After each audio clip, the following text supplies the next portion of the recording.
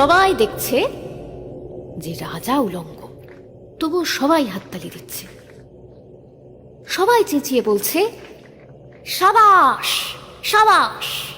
কারো উনি সংস্কার, কারো ভয়, কেউ বা নিজের বুদ্ধি অন্য মানুষের কাছে বন্ধক দিয়েছে। গল্পটা সবাই জানে,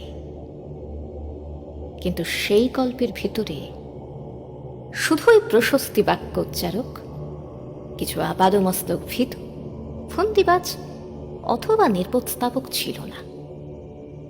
একটি শিশু ছিল, সত্যবাদী, সরল, সাহসী একটি শিশু।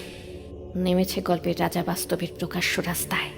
আবার হাততালি উঠছে মুহুর্মুহ, জমে উঠছে স্তাবকবৃন্দের ভিড়। কিন্তু সেই শিশুটিকে আমি ভিড়ের ভিতরে আজ কোথাও দেখছি না। শিশুটি কোথায় গেল? যাও, তাকে যেমন করেই হোক খুঁজে আনো। শেষ একবার এই উলঙ্গ রাজার সামনে নির্ভয়ে দাঁড়াক। শেষ একবার এই হাততালির ঊর্ধ্বে গলা তুলে জিজ্ঞাসা করুক, রাজা, তোর কাপড় কোথায়?